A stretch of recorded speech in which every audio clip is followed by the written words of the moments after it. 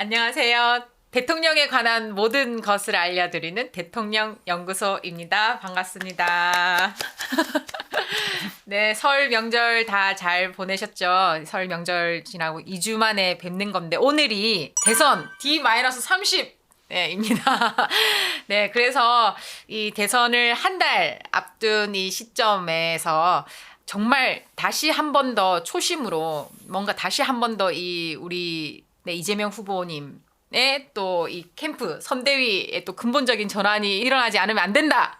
이런 아주 절박하고 네, 절실한 심정으로 그 위기의식을 가지고 계시는 네, 우리 네, IT 전문가를 또 한 분 모시고 오늘 네. 진행을 하도록 하겠습니다. 사실 2대남인지 3대남인지 제가 나이를 정확하게 몰라서 2대남인지 3대남인지는 잘 모르겠지만 그건 좀 심한데요. 네, 우리 네. 어쨌든 또 저같이 이제 문과생과는 아주 다른 또 우리 또 IT 전문가가 바라보는 또 이제 이 사회와 또 대선 전국 이런 것도 또 새로운 시각들이 굉장히 많고 또 평소에도 그런 여러 우리 사회 전반의 여러 가지 문제에 대해서 관심을 늘 안테나를 이렇게 또 민감하게 가지고 계시는 우리 또 한치영님을 또 오늘 스페셜 게스트로 모시고 오늘 대통령 연구소를 진행해 보도록 하겠습니다. 안녕하세요. 네, 반갑습니다. 안녕하세요. 네, 먼저 자기 소개를 좀 해주실까요, 우리 네. 시청자분들께? 뭐 현직 IT 회사에서 근무하고 있는 직장인이고요. 근데 그렇다고 해서 오늘 제가 드릴 말씀이 IT랑 크게 관련이 있지는 않을 것 같아요. 이제 스타트업으로 사회생활을 시작해서 이제 직장 생활한 지 거의 10년이 넘었네요, 벌써. 네. 그럼 10년이 이대남은 아닌 것 같습니다. 네. 근데 이제 그 와중에 뭐 어쨌든 관심사로서 정치를 일반인보다는 조금 더 많은 관심을 가지고 네, 굉장히 그- 정치 고관여층이시죠. 네. 네. 근데 그렇기 때문에 또 거꾸로 제가 관심이 없으면 일반인들은 더 없겠구나라고 생각했었던 주제들도 굉장히 많았었던 것 같아요. 근데 또 현업에서 일하시는 분들, 직접적으로 간접적으로 관여하셨던 분들이 생각하는 것들이랑 제가 바라보는 관점이랑 좀 달랐었던 부분들도 있고, 그래서 이제 며칠 전에 이런 걸 하면 좋겠다라고 말씀을 드렸더니 한번 나와보라고 어제 갑자기 말씀을 주셔서 네, 끌려왔습니다. 네, 직접 말씀을 하셔라. 네. 네. 이렇게 네, 해서 네, 특별히 네, 정말 또 네, 이렇게 귀한 걸음을 해주셔서 너무 네, 감사합니다. 사실 그 아주 오래 전부터 또 그 이재명 후보님에 대한 또 그런 믿음과 기대와 희망을 가지고 계시면서 또 그럼과 동시에 이렇게 이 방향으로 좀 가셔야 될 것 같은데, 좀 이런 부분이 좀 보완되고 필요할 것 같은데, 이런 굉장히 좀 애정 어린 그런 좀 말씀들을 많이 해주셨었어요. 정말 그 한 치 앞을 볼 수 없는 아주 또 그런 상황인데, 이 지금의 이 전국을 어떻게 보고 계세요? 뭐 일단은 30일 남은 현 시점에서 1위 후보와 2위 후보, 지지율 기준으로 1위 후보, 2위 후보 중에 누가 대통령 당선이 돼도 크게 이상하지 않을 정도로 여러 가지 변수 앞에 놓여 있고 확정적인 건 없다. 네, 이렇게 보고 있고요. 그리고 선거 자체에 대한 특성이 굉장히 모호해진 선거라고 좀 생각이 많이 들었어요. 여당 후보가 정통 여당의 후보로서 역할을 하고 있냐라고 하면 그 부분도 좀 의심스럽고, 반대로 야당 후보가 정권 교체의 열망을 물론 담고 있긴 하지만 통상적인 야당 후보와 같은 모습을 보여주고 있었냐라고 하면 심지어 여당의 검찰총장 출신이고, 네. 그래서 일반적인 선거랑 많이 달라졌고, 그런 의미에서 최근에 그 장강명 소설가가 네. 쓴 컬럼을 봤는데 거대 거대 담론이 담론. 사라진 네, 선거 네, 뭐 네. 이런 제목의 컬럼이었더라고요.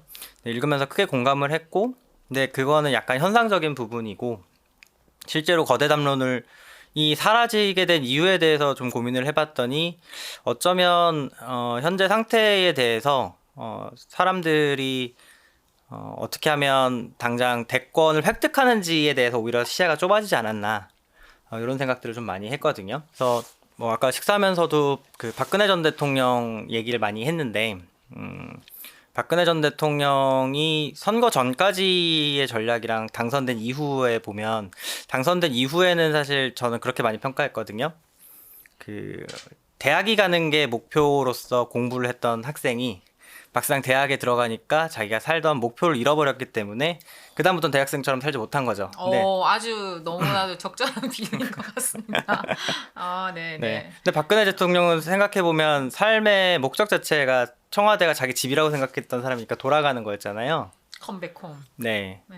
근데 그러면 지금 현 시점에서 대선 후보들은 저는 이재명 후보님이 그랬었던 거라고 생각하지 않는데 분명히 변화에 대한 의지도 있고 어떻게 사회를 바꾸고 싶다라는 의지를 많이 보여줬는데 왜 대선 캠프는 혹은 대선 전략은 그런 방향에 있어서 장점을 살리지 못하고 굉장히 세련되지 못한 욕망을 투영하고 있는가?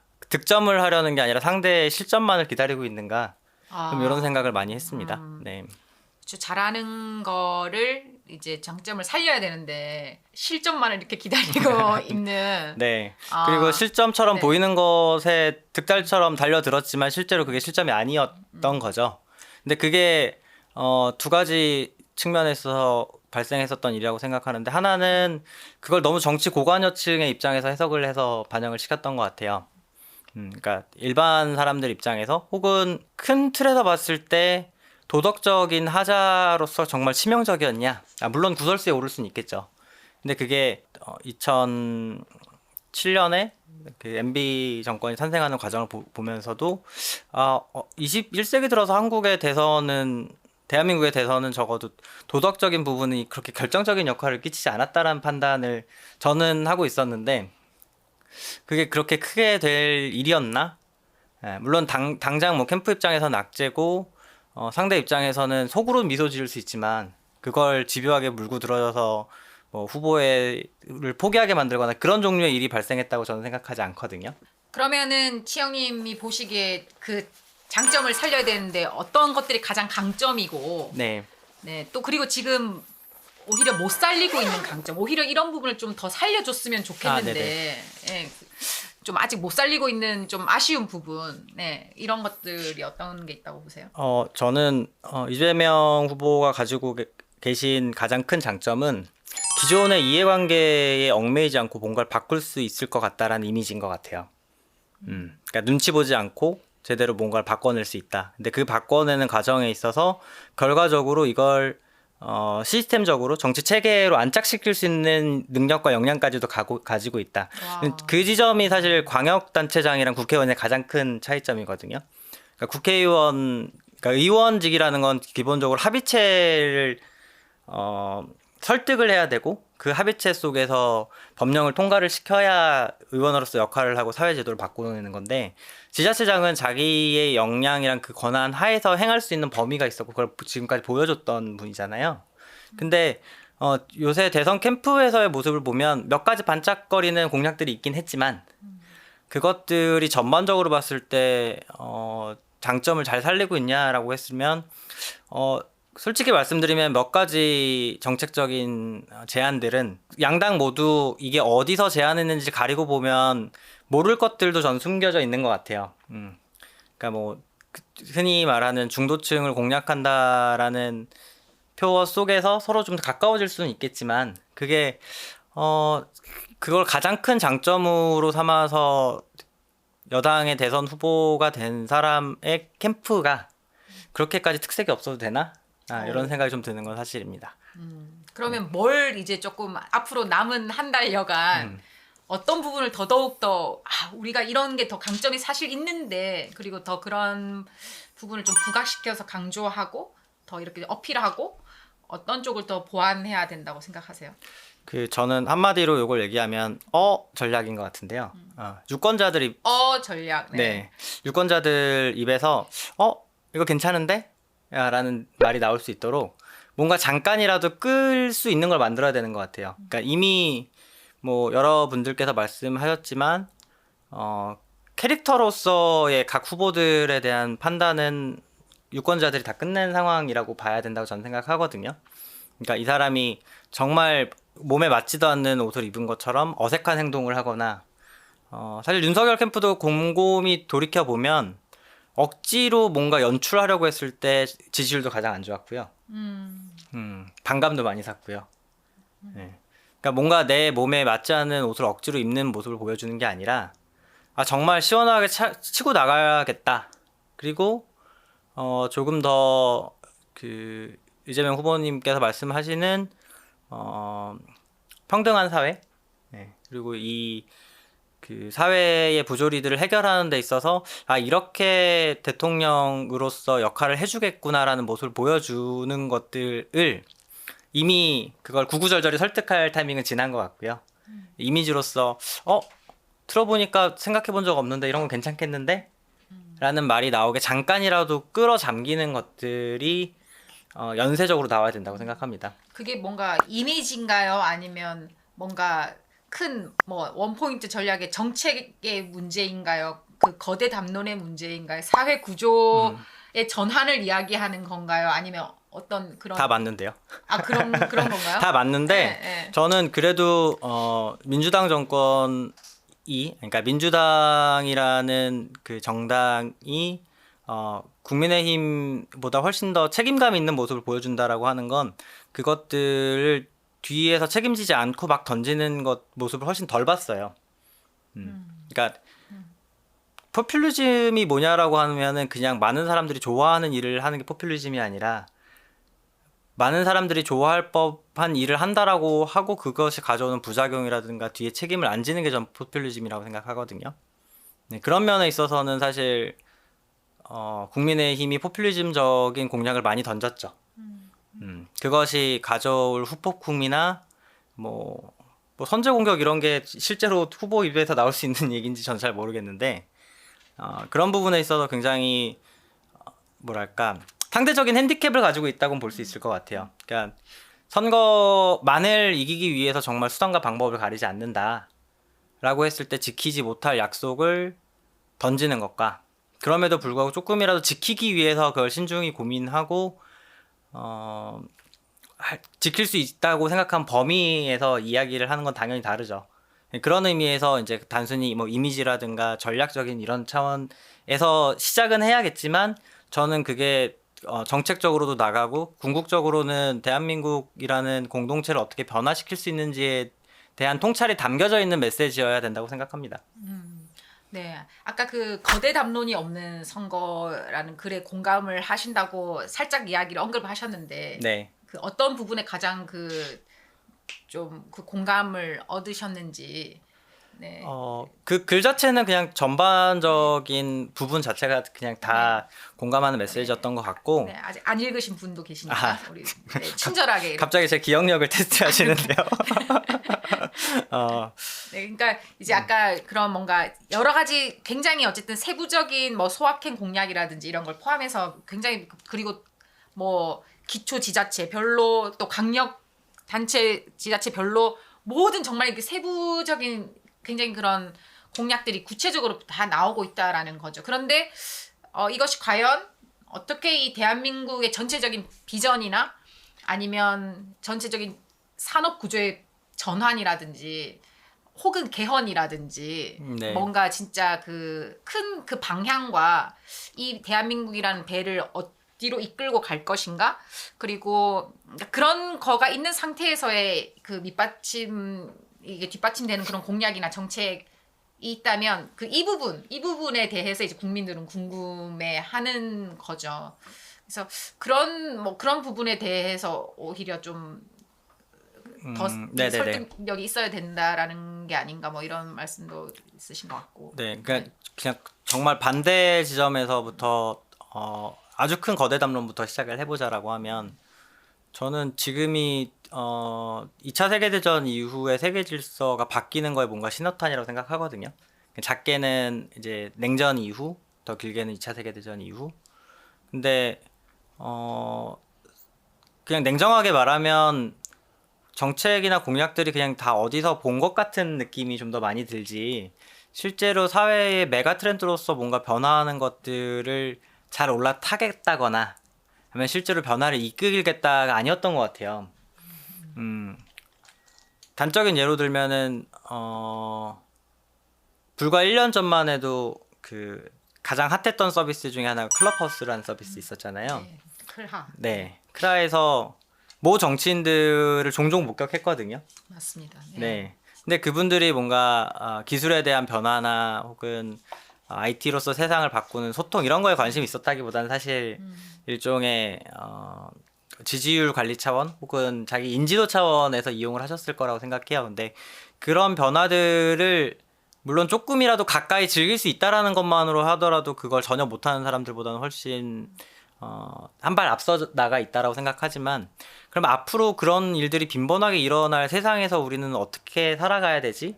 그리고 대한민국이라는 국가는 소위 말하는 IT가 소프트웨어가 모든 걸 집어삼키는 2020년대 이후로 어떻게 가야 되지?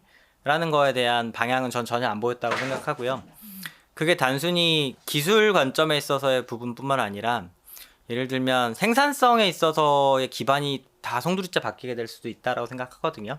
그런 부분에 있어서 과거에 이제 현재도 그런 생각을 가지고 계신지는 모르겠는데 그 기본소득이랑 관련된 부분에서 굉장히 적극적으로 말씀을 하셨고 활동도 하셨고 실제로 의지를 보여주셨던 것에 대해서 저는 처음엔 공감을 굉장히 많이 했어요. 근데 다만 그게 그 활동도 하셨었죠. 네, 뭐 네. 기본소득 네트워크도 잠깐 네. 가입을 했었는데요. 와. 근데 그런 부분에 있어서 그 제 고민의 시작은 사실 이런 거였거든요. 그러니까 흔히 하는 기본소득 하시는 분들이 흔히 하는 얘기로 존 메이나드 케인즈가 앞으로 사람들은 하루에 3시간만 일하게 될 거고 그렇다라고 하더라도 생산량이 충분히 많아져서 먹고 사는데 지장이 없을 거다. 그러니까 일은 어떤 생계를 위해서 하는 그 노동이 아니라 자아를 실현하기 위한 활동이 될 거다라는 얘기를 했다고 해요. 근데 생산성 측면에 있어서는 분명히 꾸준하게 무언가 증가를 했는데 노동 환경이나 분배 측면에 있어서 과연 그렇게 됐냐라고 했을 때 의문이 들고 그러면 이제 그것들을 실현하기 위한 하나의 수단이자 이상향으로서 기본소득이 많이 언급이 되는 것 같은데 그런 부분에 있어서 저는 뭐 그러니까 기본소득처럼 아주 자극적이고 큰 충격파를 줄 수 있는 변화의 뭐랄까 과격한 방법뿐만 아니라 실질적으로 제도적으로 그런 것들에 대한 고민은 해야 되는 시기라고 생각하거든요. 예를 들면 제가 제안드리고 싶은 건 공공이 제공하는 상당히 많은 수의 중임금 저강도 일자리들이에요. 제가 그냥 살면서 가장 불편함을 많이 느꼈었던 것 중에 하나가 예를 들면 대중교통이 끊기는 시간이 있다는 거. 우리한테는 되게 당연하잖아요, 사실. 예. 그리고 뭐 요새는 코로나 때문에 또 이제 뭐 단축 운영도 하고 다시 연장 운영 안 하는 이런 정책들이 가고 있는데 사실 해외 나가 보면 특히 대도시 같은 경우는 교통수단은 24시간 운영하고 가게들은 24시간 운영하는 경우까지 않는 동네가 되게 많아요. 그렇죠. 예. 근데 사실 대한민국은 24시간 하는 심지어 뭐 커피숍도 24시간 하는 곳이 있고 햄버거 가게도 24시간 하는 곳이 있는데 대중교통은 그러니까 12시 넘어가면 줄어들기 시작해가지고 아예 못 움직이는 시간이 생긴다? 전 굉장히 이상하다고 생각하거든요. 택시잖아요. 택시도 사실은 그 택시 기사님도 가셔야죠, 택시. 이해관계 사슬에도 굉장히 중요한 역할을 하고 있죠. 네. 그러니까 처음에 택시가 생겼을 때는 대중교통이 아니라 굉장히 사치품에 가까웠던 거죠. 네, 그래서 택시 기사분들의 기대 소득도 엄청나게 높았고 그걸로 생계를 이끌고 이제 굉장히 요긴한 노른자로서 사실 택시가 오늘날에는 기본 자본이 안 들기 때문에 그러니까 자영업으로 따지면 부동산이 안 들어가고 초기 투자 비용이 낮기 때문에 거꾸로 그게 시장에서 가치를 인정받아서 번호판 가격이 비싸진 거잖아요. 근데 애초에 이건 퍼블릭 서비스의 전 일환이라고 생각해요. 내가 이동할 수 있는 이동권을 제공을 해주는 게 공공의 역할이 있어서 큰 틀인데 그게 단순히 타는 사람이 많고 적음에 따라서 구분돼야 되냐라고 하면 그렇지 않다고 생각하거든요.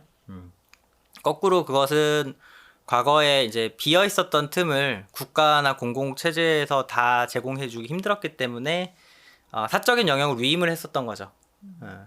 비슷한 차원에서 저는 뭐 이제 의료도 훨씬 더 공공의 영역을 넓게 열어줄 수 있는 수단들이 많다라고 생각하고요. 보육에 해당하는 부분들, 공통적으로 과거에 그러니까 공공 영역에서 해야 될 것들을 국가 영역이나 한정된 자본에 의해서, 그러니까 자본 때문에 그 사적인 영역에 위임을 했다가 그걸 다시 제대로 공적인 영역으로 되돌릴 기회를 많이 놓쳤다고 생각해요. 뭐 좀 전에 말씀드렸던 것처럼 2차 세계대전 이후 세계 질서가 재편되는 과정에서 메가 트렌드로 보면 사실 오늘날만큼 다시 공공 서비스가 중요해진 시기가 있나 싶기도 하거든요.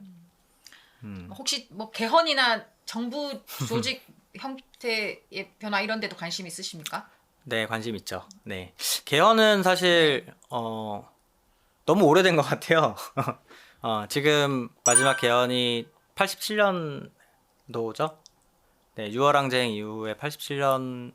그래서 그 헌법 자체도 굉장히 우리는 그렇게 긴 텀 동안 안 변하지 않았거든요. 그러니까 일본이야 45년 이후에 계속 쓰고 있었지만, 근데 물론 대한민국 헌법이 전 잘 만들어진 헌법 중에 하나라고 생각하는데, 그 헌법의 모든 조항들을 굳이 다 끌고 가야 되냐라고 하면 좀 유연하게 접근해 볼 때가 아닌가 싶긴 합니다.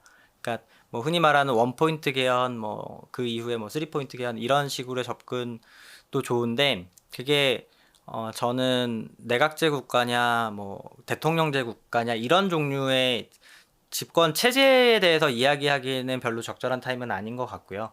왜냐하면 대통령으로서의 권한을 얻겠다고 나선 사람이 갑자기 이건 내각제로 가야 됩니다라고 얘기하는 건 오히려 훨씬 더 오랜 기간 동안 흔히 말하는 빌드업이 필요한 주제라고 생각하고, 그런 부분이 아니라 뭐 작게는 대통령 출마 연령부터 시작해서 국회에 관련된 법령에서 입법 발의를 정부와 국회의원이 할 수 있다라고 해놓은 부분이 있어요. 근데 사실 입법부는 국회의원들로 이루어진 기관이잖아요. 근데 발의 자체를 정부가 같이 할 수 있게 해놓은 거는, 저는 말하자면 나쁘게 해석하면은 국회의원들의 자질을 조금 의심해서 조금 국회의원의 자질을 의심한다고 합니다. 네. 아니 삐딱하게 얘기하면 네. 그냥 좀 더 중립적으로 해석을 해보면, 정부가 행정부로서 뭔가 과업을 행하는 데 있어서 그게 발목을 잡거나 영향을 미칠 수 있는 것들을 직접 해결해 나갈 수 있는 실마리를 주기 위해서, 그러니까 표결권을 준 게 아니라 발의에 대한 권한만 준 거죠. 근데 저는 그게 너무 좀 남용되고 있는 게 아닌가라는 생각이 들어요. 실제로 그 국회에서 통과되는 법령의 비중을 보면 국회의원 발의 법률보다 정부 발의 법률이 더 높은 걸로 알고 있거든요. 그러니까 어렵고 복잡한 내용들을 특정 집단에서 제공할 수 있다라는 거, 저는 되게 그 삼권 분립의 원칙에 있어서 조금은 위의 요소가 아닌가라고 생각하고, 거꾸로 오히려 대통령제를 효과적으로 활용하기 위해서는 국회의원과 예를 들어서 뭐 청와대가 발의할 수 있다. 그래서 행정부의 대표로서 입법부에 제안을 하는 것까지는 저는 모양이 굉장히 이상적이라고 생각하는데, 예를 들면 국토부가 아니면 뭐 재경부가 산자부가 국회에서 입법 발의를 한다라는 모양은 뭔가 좀 이상하다는 거죠. 그래서 이제 미국으로 치면 아이젠하워 타워에서 대통령이 직속으로서 뭔가 추진할 수 있는 참모진에 더해서 정부 조직을 가지고 있는 것처럼, 현재 국무총리가 가지고 있는 권한들, 그리고 각 행정부에서 핵심이 되는 권한들을 대통령이 직접 지휘해서 움직일 수 있게 만드는 부분들이 필요하지 않을까 생각해요. 근데 제가 왜 이런 생각을 가지게 됐냐면, 사회 변화의 속도를 법과 제도가 오히려 발목을 잡고 있고 못 따라간다는 생각을 많이 했기 때문이거든요. 심지어 사회도 기술의 변화를 쫓아가는 급급할 때가 있죠.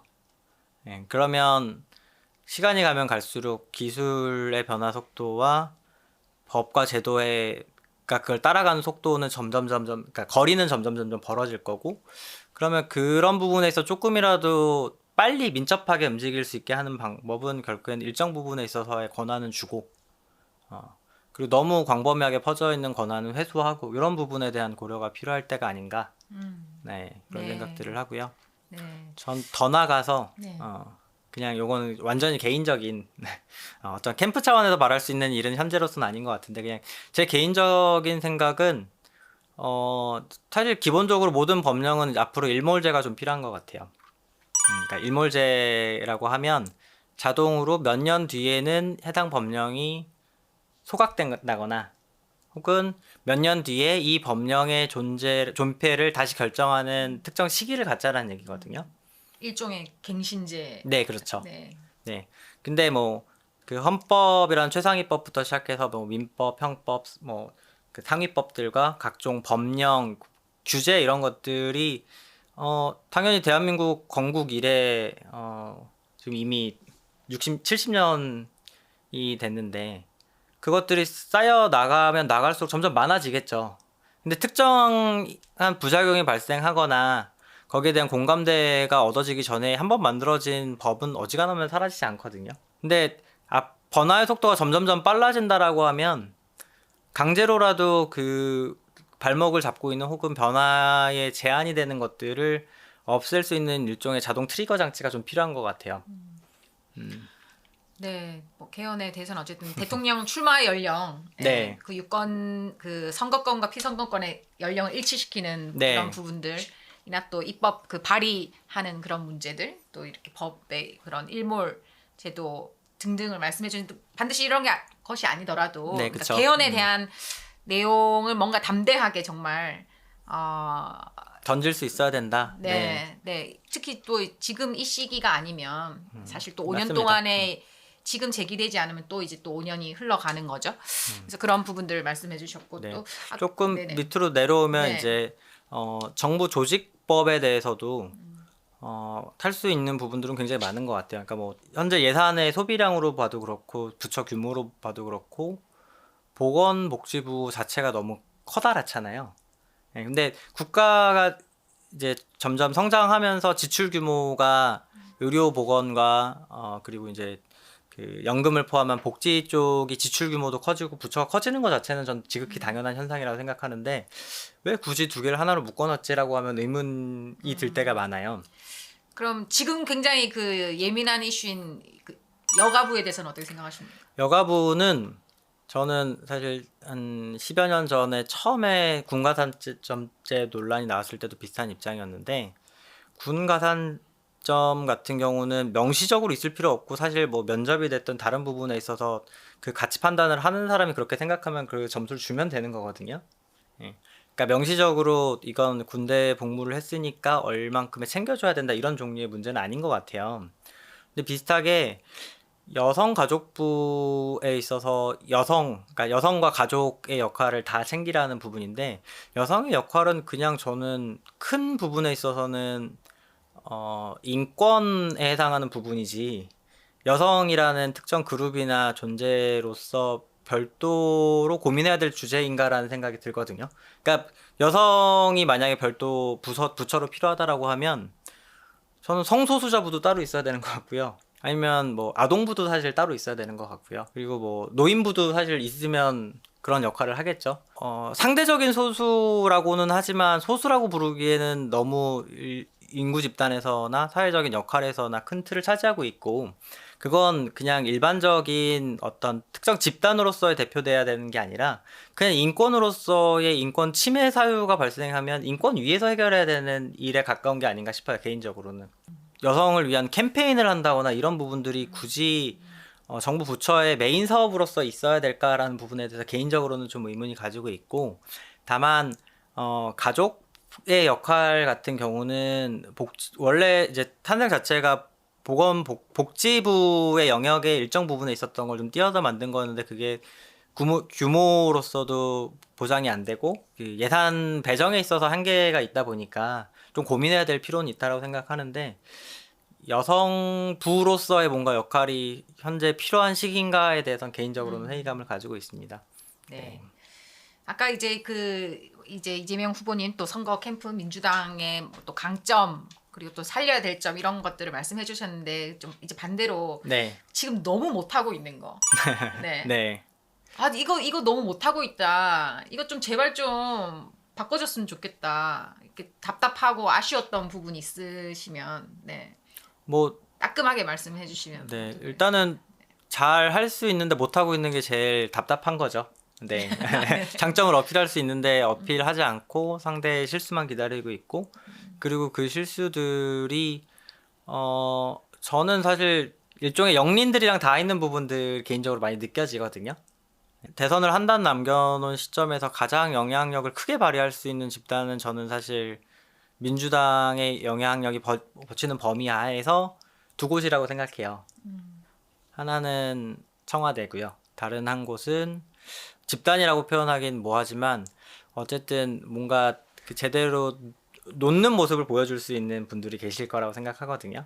뭐 이렇게 예, 기득권을 그쵸. 그렇고. 네네네. 네. 근데 586 용태론 이런 거. 근데 저는 용태도 좀 너무 눈 가리고 아웅인 것 같아서. 그렇습니까? 네. 그럼 뭡니까 그러면? 뭐가 필요합니까? 용태 말고 나아가서. 당선된 이후에 네. 범여당으로서 180석이라고 불리우는, 그러니까 170석 이상의 의석을 가지고 개헌부터 시작해서 이렇게 터뜨리겠다라는 일종의 로드맵을 발표를 하고, 그게 지켜지지 않을 경우에 손잡고 나가겠다라는 발표는 해야죠. 저는 그 정도는 돼야 되는 것 같아요. 특정 인구 집단이 뭐 이제 경우에 따라서 오랫동안 정치 세력으로서 집권 집단이 될 수는 있다라고 생각하는데, 안에 있는 콘텐츠는 계속 바뀌어야 되거든요. 근데 비전으로서의 모습이 과연 10년 전, 20년 전이랑 크게 바뀌었냐라고 하면, 저는 그냥 제 기억 속에 남아있는 건 사실 20년 동안 재탕한 콘텐츠들이 대부분이고, 당위에 기대고 내가 생각했을 때 이게 바른 것 같으니까 그냥 해보자라고 하는 부분들이 훨씬 더 강했던 것 같아요. 대표적으로 사실 치욕스러운 부분들은 부동산 관련된 부분이고요. 무조건 잘할 수 있었다가 아니라 전 세계적으로 자산 가치가 폭등하고 인플레이션 오는 가운데서 잘할 방법이 없었다가 아니라, 그래도 이런 부분들에 대해서 이렇게 대응하려고 했는데 예상치 못한 이런 결과가 나왔습니다라고 제대로 사과를 한 적이 있나? 잘못했다라고 머리를 조아린 적 있나?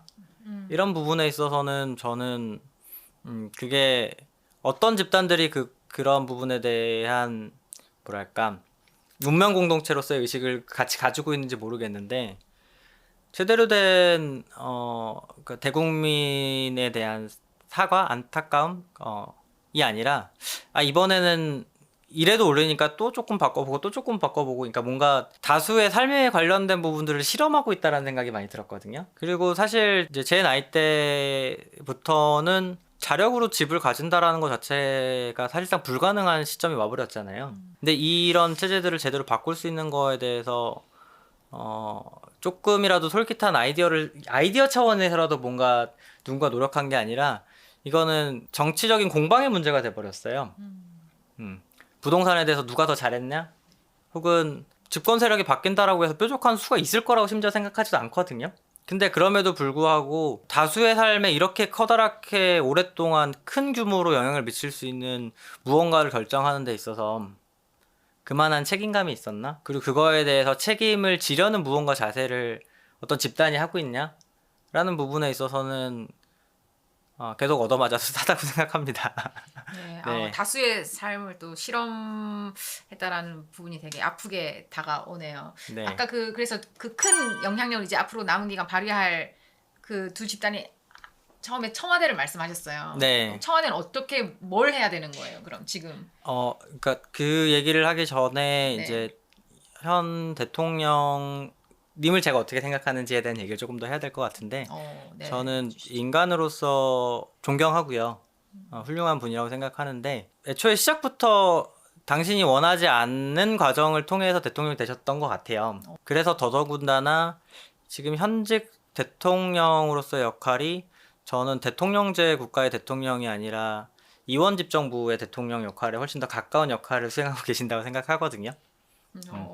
네. 네. 그러니까 본인의 관심사도 그게 맞으셨던 것 같고, 성향에도 맞고, 그런 부분에 있어서 훌륭하셨던 부분들도 많지만, 그럼 과연 내치랑 관련된 부분들은 대통령으로서 혹은 그걸 수행하는 청와대로서 뭔가 제대로 된 역할을 해왔느냐라는 부분에 있어서는 사실 반성할 부분이 많다고 생각합니다. 네. 네. 그지 생각하시는 거 알았고 이제. 네. 그래서 이제 그럼 어떻게 하셔야 되는가. 네. 네. 네.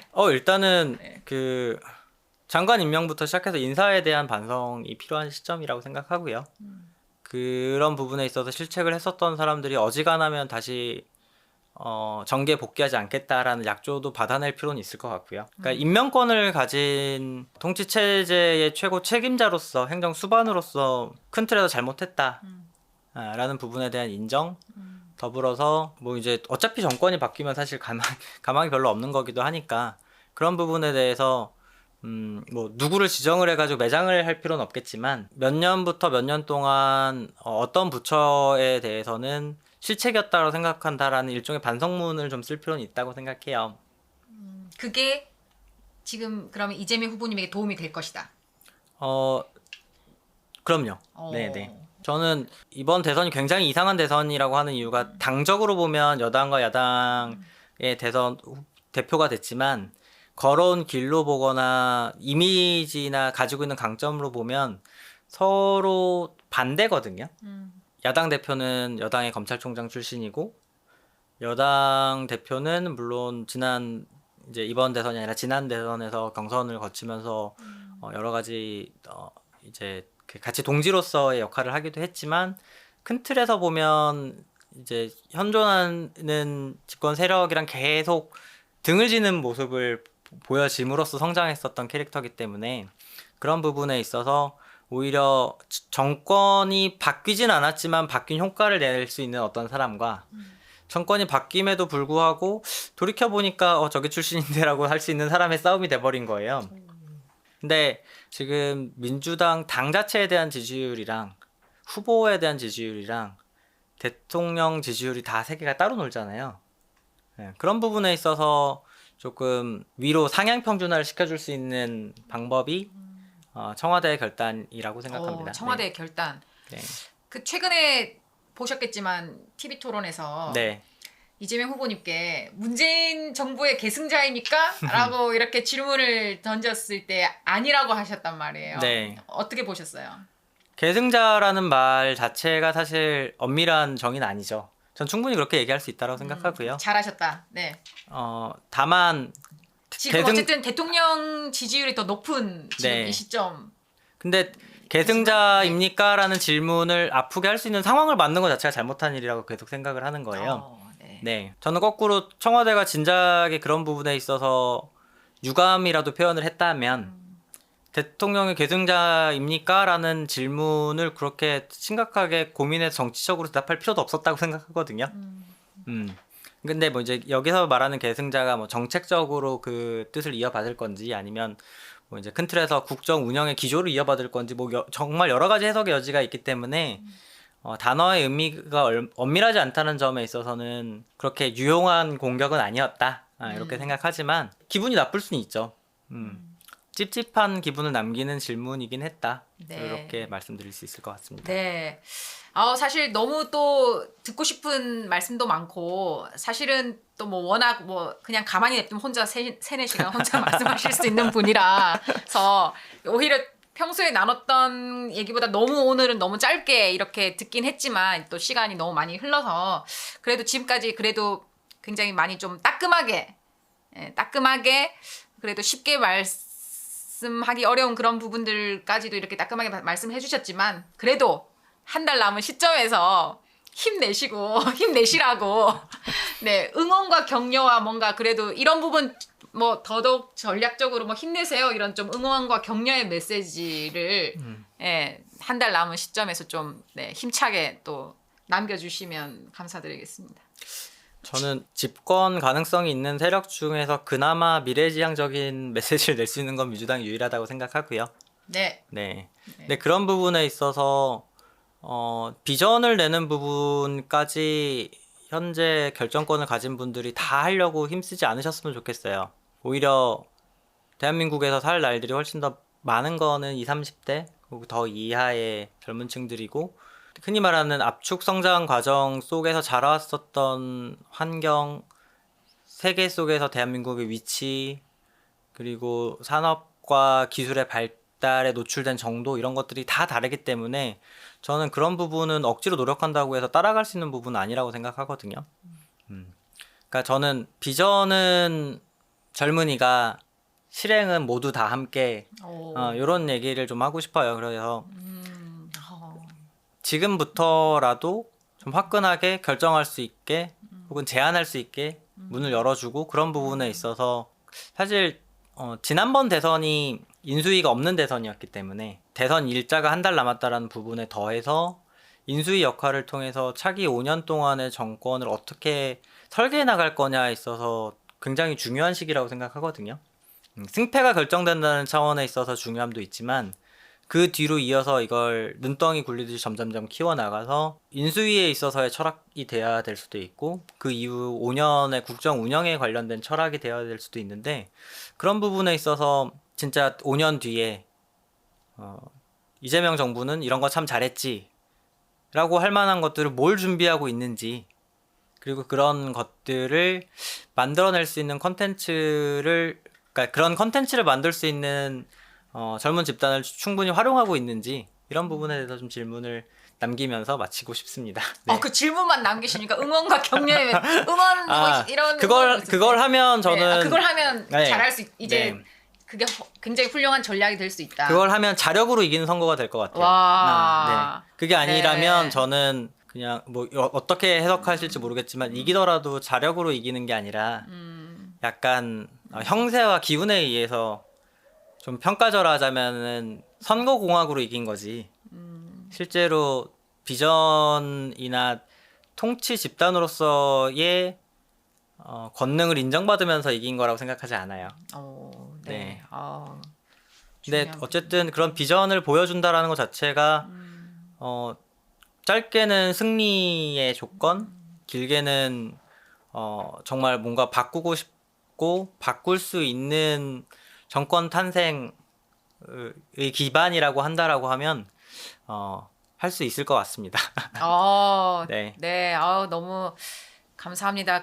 이렇게 평소 굉장히 이렇게 좀 시니컬하시고 시니컬하신 이분께서 그래도 굉장히 또 희망의 메시지를 또 남겨주시고 기대와 그 믿음, 신뢰를 계속 이렇게 끊임없이 가지고 계신다라는 그 사실이 또 굉장히 또 어떻게 또 든든하고 감사합니다. 그래서 남은 한 달이지만 다 같이 끝까지 어쨌든 국민들에게도 그런 희망과 용기를 이제 좀 그런 메시지를 전달할 수 있는 그리고 좀 담대하게 뭐 우리 스스로도 용기를 가져야 될 것 같고 그런 좀 담대하게 같이 함께 남은 한 달 잘 유쾌하게 좀 공감과 우정과 환대와 경청의 선거를 만들어 나가면 좋을 것 같습니다. 원래 뭐 아까 IT 전문가라고 말씀드렸지만 뭐 이전 직장에서는 오히려 굉장히 쟁쟁한 분들을 모시고 그 인터뷰를 하시는 이렇게 네. 질문을 던지던 역할에서 오늘 또 이렇게 오랫동안 또 귀한 말씀을 해주셨는데 역시 그런 얼마나 또 질문하시면서 말씀하시고 싶어서 엄청 답답하셨을 텐데 오늘 이렇게 짧은 시간이지만 또 이렇게 풀어내셨던 것 같고 역시 계속 유튜브 촬영을 많이 하셨던 분이라 굉장히 침착하고 담담하게 썰을 잘 풀어주셔서 너무 감사합니다. 너무 늦은 시간까지 함께 해주셔서 너무 감사드리고 또 다음 기회에 또 함께 모시고 이야기를 나눠보도록 하겠습니다. 마지막으로 혹시 오늘 같이 하신 뭐 소감이나 이런 걸로 마무리하실까요? 진짜 딱 31일 뒤에 제가 무슨 표정 짓고 있을지 저도 궁금합니다. 네. 모두 더 좋은 모습으로 나아가는 모습을 만들고 싶다라는 열망 자체는 공통적일 거라고 생각해요. 근데 좀 취지를 되물으면서 오늘 한 결정이 내일 어떤 영향을 미치는지 근데 지금 한 달 동안의 무언가가 향후 5년 이상을 영향을 미친다라고 하면 모두 다 조금 더 힘내고 조금 더 노력해서 꼭 승리했으면 좋겠습니다. 감사합니다. 함께 웃으면서 따뜻한 봄을 함께 맞이했으면 좋겠습니다. 그러면 대통령 연구소 오늘은 여기까지 하겠습니다. 감사합니다. 다음 주에 뵙겠습니다. 좋은 밤 되세요. 고맙습니다.